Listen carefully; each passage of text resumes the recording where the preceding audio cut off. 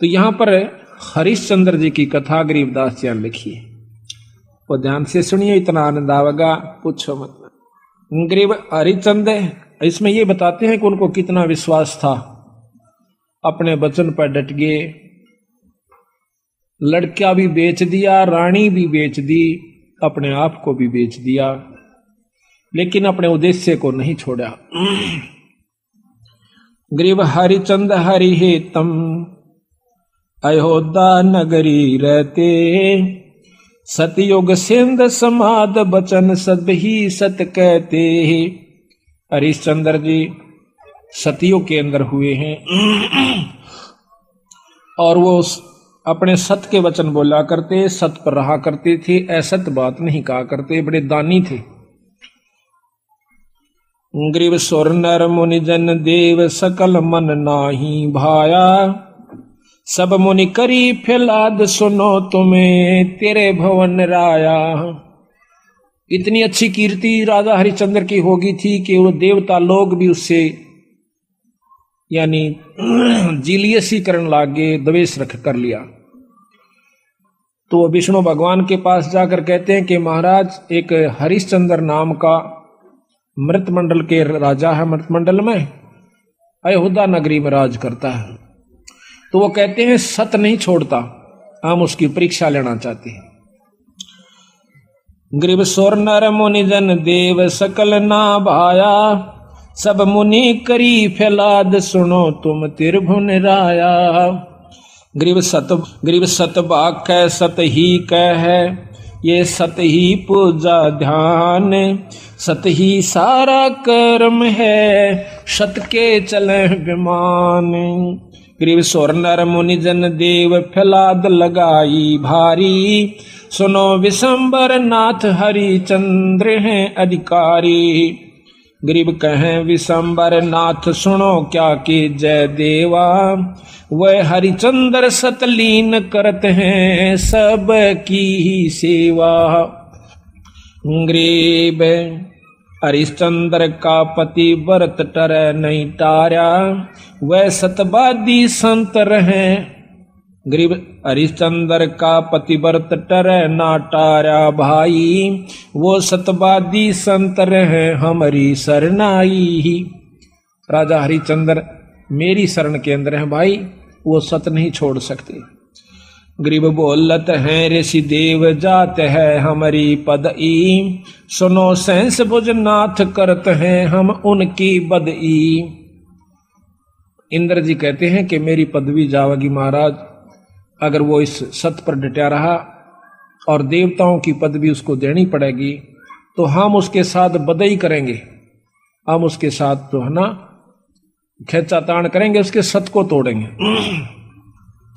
गरीब गण गंधर्व सब देव सकल में ऊंचा को है, लीजिए ताहे बोला हरिचंद टार जो देव है। विष्णु भगवान ने बोले भाई देख लो तारी मर्जी। उन्हें मालूम था कि जो मेरी शरण में आ गया और सत पर डटा रहा तो उसका कोई बाल नहीं बांका कर सकता, पर ये भी राजी हो लेंगे, ये प्रसन्न हो जाएंगे, देख लेते हैं। गरीब नारद मुनि ऋषि देव कहे सुन त्रिभुवन नाथा, हरिचंद्र सत ना जावे तुमसे संग विधाता। नारद मुनि बुलाया, वो सियाणे थे, ने बोले भगवान उसके सत न कौन तोड़ दे, जब आप जैसे साथ हो, मेरे बस का नहीं ना आपा जावा। तो विश्वामित्र को बुलाओ भाई। गरीब विश्वामित्र बूझ ढील लावे ना कोई, हरिचंद्र का सत डगा पकड़ लावत है सोई। गरीब विश्वामित्र अर्ज करे वो किसको दुखदाई, सुर नर मुनि जन देव सबन ने चुगली खाई। यह बीमारी ऊपरताई है, राग की, द्वेष की, निंदा की, जलने की। अब कौन सोचा कि स्वर्ग पाकर तो निश्चिंत हो गए वो देव लोग, वो यहां से भी ज्यादा बुरी हालत से उन लोगों की। अब मर पड़ के ये 3 लोग की साधना स्वर्ग प्राप्ति है। महाराज गरीबदास जी कहें स्वर्ग हमने भी देखा भाई, पर अपना मन नहीं लग गया। सो फिर कहते सुन मंडल को किया पिया ना, यू काल कर्म सब भाग्या। कहते हैं सब देवता ने इकट्ठे होकर विश्वामित्र आगे चुगली ला दी। विश्वामित्र ने वो बीड़ा उठा लिया कि मैं इसके सत को तोड़ जाऊंगा। गरीब लेकिन वो भी पूछा ऐसे कि भाई वो किसने दुख देश है, क्यों दुखी करो बेचारे ने। तो सबने चुगली निंदा कर करा के और वो श्रृंगार दिया। गरीब सबे कहें ऋषि देव हरिचंद जो डगाई, विश्वामित्र आण बीड़ा जो लिया उठाई। गरीब आबिया ताबिया त्रास दीजियो हमरे ताही। ये 3 प्रकार के दुख होते हैं प्रताड़ना करने के, जो कि गुप्त रूप से संत छोड़ देते हैं और वो परेशान हो जाता है। पकड़ ल्याऊं हरिचंद पलक ना ढील लगाई, गरीब जब दे दो त्रास कहे भगतन के ईसा। हरिचंद विश्वामित्र जब दिया किया मर्तलोक पियाना, दारे रूप बराहा बाग में ल्या धिमताना। विश्वामित्र ने एक सुअर का रूप बनाया, जंगली सुअर का। राजा हरिचंद्र का एक बहुत कीमती बाग बहुत प्रेम से लगवा रखा था। उस सुअर ने वो सारी बगीची उखाड़ दी, नीचे हुड शरीर अपना मुंह देवे और उथल पुथल कर दे। को जावे नजदीक उस माली ने या उनको खान न भाजे, यानी तीर भी मार लिए, उसका कोई असर नहीं हुआ। तो सब उठकर राजा हरिचंद्र के पास आते हैं। तो हरिचंद्र बोल रहा भाई की बात होगी। कहने लगे महाराज जी एक ईसा का सूता हुआ रहा है सुअर है, और वो तो सारा बगीचा उजाड़ दिया और हमने तीर गोली मार के देख ली, उसका असर ना होता। तो कहते हैं राजा हरिचंद्र ने खुद घोड़ा पिड़वाया, उसके ऊपर अपना अग्नि बाण लेकर अगर के बाण लेकर के बैठ गया और सेना भी साथ चढ़ ली। एकदम राजा हरिचंद्र जब आवे से वो सुअर उसमें से निकल कर भाग लेता है। राजा हरिचंद्र इतना तेजी से भागता है, सेना तो बहुत पीछे रहेगी, वो आगे चले जाते हैं। वहां जाकर के विश्वामित्र एक ब्राह्मण का रूप बना ले से, और एक लड़की और एक लड़का 2 अपनी सिद्धि से तैयार कर देता है। उस लड़की को राजा के पास ले आवे, हाथ जोड़ कर न्यू कैसे, हे राजन, हे एक क्षत्रिय, एक विपर का काम कीजिए। अक महाराज एक यहाँ पर शायर आया था, अकमन ना बेरा शायर सुर का, पर मेरा काम कर महाराज। किधर छुप गया होगा, कित पाओगा तनव के काम से विप्रवर के एक कन्या है ये, इसका ब्याह करना से कुछ कन्या दान करना चाहिए था, कोई व्यक्ति नहीं मिल रहा था, आप आगे धन्य है। राजा हरिश्चंद्र आप तो सतवादी हो, आप क्षत्रिय हो, ये गरीब कन्या एक ब्राह्मण की लड़की का ब्याह हो रहा है, इस पर कृपा करिए। तो बोले महाराज जी ठीक से स्नान कर ले, नहा धो लिया। कहते हैं कि इनका पति कहाँ है उसको बुलाओ। उसी समय वो लड़का बुला लिया, फेरे करवा दिए। कहने लगे इनको कन्यादान दे, 7 असरपी दे दी। क्योंकि कन्या नहीं कर मांडा, ऐसे नहीं करा। तो वो कहता है हरिश्चंद्र कि तू राजा होकर और 7 असरपी दिखावे, तेने शर्म नहीं आती, तुझे श्राप दे दूंगा। हरिश्चंद्र कहे महाराज नो ना कर, या मैं थोड़ा लेके आया था, जल्दी में था, आप चलो जितना चाहो सो ले लो। कदे वहां मुकर जा, अक नहीं मुकरूंगा, अक लिख कर दे दे। क्या लिखवाओ? अक आपका सारा राज मेरे नाम लिख दे, वो आप पैसे दे देना तन दे दूंगा। कदे उड़ा जाकर राज्यापन दिखावा। तो उसी समय लिख दिया कि मैं सर्वस्व अपना राज्य और इसको देता हूं, ब्राह्मण के नाम करता हूं, विपर के नाम। वापस आ जाते हैं। आगे आके राजा को ने बोला बैठ घोड़े पर। घोड़े पर बिठा के अगली तरफ और पाछा वो पंडित जी बैठ गया विश्वामित्र। राजा को गले से पकड़ लिया आगे तक, अब तो मेरा बंधुआ हो गया। अब सैनिका ने देखा कि राजा को अरे को ऋषि पकड़े बैठा, तीर चढ़ा लिए। राजा ने बोला कि या तीन मना कर दे, क्यों मरवा है मुझे, ना अपना वचन हार जा। सब उसको कह दिया कि चुप भाई मारो मत, नहीं इसका कोई कसूर नहीं है, मैंने लिख कर दे रखा है। तो ने बोला राज मेरे नाम हो लिया, बता कितने देगा वो। 70 जो है ना 100 असरफी चाहिए थी, 100 बार। वो बोला वो भी दूंगा। ने बोला कितने देगा? तो हार जा अपने बच्चन ने कह दे मैं नहीं दे सकता। ना ये नहीं कह सकता, कुमा के दूंगा। कुमागा 100 असरफी इतने 10 साल में भी ना कुमाई जा। ने बोला महाराज हमने बेच दे सारे परिवार ने चल कर, तेरे पैसे जरूर दूंगा मां। तो उसी समय रानी को पकड़वा लिया और उसके बाल पकड़ लिया विश्वामित्र। राजा कति नहीं कसक्या, रानी को मतलब राजा को भी बहुत परेशान कर दिया अपनी सिद्धि से। तो फिर भी ने बोला विश्वामित्र के अब भी राजा अपने वचन ने छोड़ दे, मैं दोनों वन छोड़ दूंगा। कहते हैं वो रानी कहती है कि महाराज नजर नजरा में ऐसे ढंग से कह रही है कि वचन मत हारना, वचन साधन नहीं है, और चाहे जीत मर जाओ पर आप वचन नहीं हारांगे। रानी ने भी ये प्रण करके यानी उसको सहारा दिया, उसको ले जा करके काशी में ले जाता है, अयोध्या में चौकी बिठा दी यानी अपना राज बिठा दिया। अयोध्या में आकर के उसको बेचता, काशी में आकर बेचता है। राजा लड़के को और रानी को एक ब्राह्मण ले लेता है हर हीरा नाम का, 50 बाहर के अंदर 50 जो भी असरफी थी या जो न देना था उसके रूप में। फिर आप जाकर के एक भंगी के पास जाता है, वो कहता है कि तूने मुर्द फरोश का काम करना पड़ेगा। क्या काम है महाराज? कि जो भी आवे मुर्दा उससे कफन उतार लेना ना, उसको 100 रुपया लेना है उससे टैक्स का। बोला अच्छा जी ठीक है, अगर छोड़ दिया तो तेरे से ले लूंगा। बिल्कुल नहीं छोड़ूंगा, ठीक है। कई दिन तक भूखा बाणा बैठा रहा। एक कहते हैं हफ्ते के बाद वो कालिया नाम का झिमर मुर्दफरोश वो आता भंगी वहां पर, कहता है कि हरिया कहा महाराज तूने भोजन नहीं खा रहा? महाराज आपने भोजन की कही नहीं थी। कहाँ खाऊं? ओ तेरे की, एक दुकान बता दी कि वहां से ले आ और अपना खा लिए, पैसे का हिसाब मैं आप कर दूंगा। तो वहां जाकर के वो क्या करता है, भोजन ले लिया एक व्यक्ति का। इतने में विश्वामित्र आकर एक भिखारी का ब्राह्मण का रूप बनाकर कहता कि महाराज मैं भूखा सा, भोजन दीजिए। तो कहने लगा विप्र आधा ले ले, भला हो तेरा सारा दे दे, मैं तो भूखा मरू सू, आधे में काम नहीं चला विप्र राजा महाराज। कहते हैं हरिचंद्र ने वो सारा उठा कर दे दिया, नौका में बैठ गया। अगले दिन फिर जावस है 2 आदमियों का ले आया, 3 का।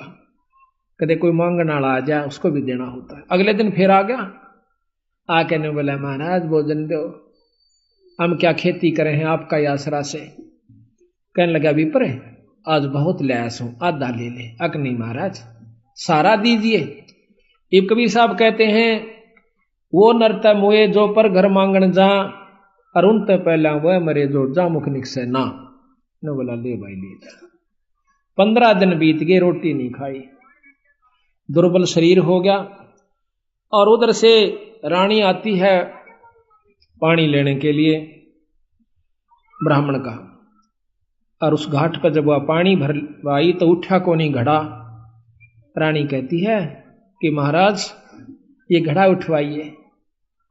और न बोला रानी कमाल कर रही है तू, ब्राह्मण के घड़े का एक भंगी हाथ लावे, मेरे बस का नहीं, इसमें अंदर बढ़कर उठा ले पानी का मां बढ़कर। यहां थोड़ी सी विपरीत कथा हमने सुनने को मिला करती थी कि घाट पर रानी पानी लेने गई थी कुएं पर, और वहां पर यह भी आ गया था पानी लेने के लिए। नहीं, ये गलत है। गरीबदास महाराज ने जो लिखी है वो सत्य है, क्योंकि इन लाखों वर्ष पहले की रामायण भी ज्यों की तो मिलती है बंदी छड़ की। तो वहां पर रानी आई थी पानी लेने की खातिर, तो हरिचंद ने कहा कि अंदर पानी में डुबकी लगा करके घड़ा उठा लीजिए। घर आ जाती है। कुछ दिनों के बाद लड़का रोहतास उस पंडित जी की खातिर फूल लेने जाया करता था। वो रोजाना फूल ला करके पंडित जी को दिया करता था। वो अपने देव के ऊपर, अपने इष्ट के ऊपर पूजा किया करता था। एक दिन कहते हैं रोहतास फूल लेने के लिए जावा है, विश्वामित्र वहां पर एक सर्प का रूप धारण करके वो छोरे को डस लेता है। तो पड़ा पड़ा रोहतास ने कहा ऐसा कि माली मेरी मां ने जिक्र ना करिए भाई, पंडित जी ने बता दे जाकर। वो भाग्या जावस है। अब पंडित जी चाड़ा हो गया कि हो गया कि वो लड़का किसका था भाई, रोहतास नाम बतावस है, और वो तो सांप ने डस लिया और मर गया भाई। उसी समय भाग लेता है वो हरिहर पंडित जी हर हीरा लाल का, और इतनी सुन ली उस लड़की ने भी, यानी उसकी मां ने भी रोहतास की ने कि छोरे का तो सर्प लग गया। वह भी भागी आवस। बुरी तरह वो ब्राह्मण छोरे ने छाती लाकर रोया है कि बेटा कौन हुई रोतासिया। तो कहते हैं रानी ने बोली महाराज ए पिताजी रोआ मत ना, कि ताने जाने हंस है क्यों चिंता करते हो। उस माँ ने उस ब्राह्मण का ढाढ़स बढ़वाया कि ये तो आना जाना खेल से, रो मत ना महाराज, हम सब ने जाना से, हमारे साथ होनी थी सो होगी, कोई बात नहीं। अब वहां से लेकर के वो लड़के का कफन उसके ऊपर लपेट के कपड़ा चल देती है। अब गरीब की गेला कौन जा, हरी हीरा और 2-3 जने वो जाते हैं, जाकर के मर्द घाट पर लुटा देती है, फूकण की तैयारी करे से इधर उधर से लकड़ी तैयार करके। तो इतने में हरिया आ जाता है। हरिश्चंद्र कैसा कि माई वो दे टैक्स 100 रुपया काट। तो वहां पर वो कहती है कि महाराज ये आपका बेटा रोहतास है, अग मेरा कोई पुत्र नहीं है, और मैं आपकी रानी सू, कोई पुत्र नहीं, मेरा कोई बेटा नहीं, 100 रुपया दे दे।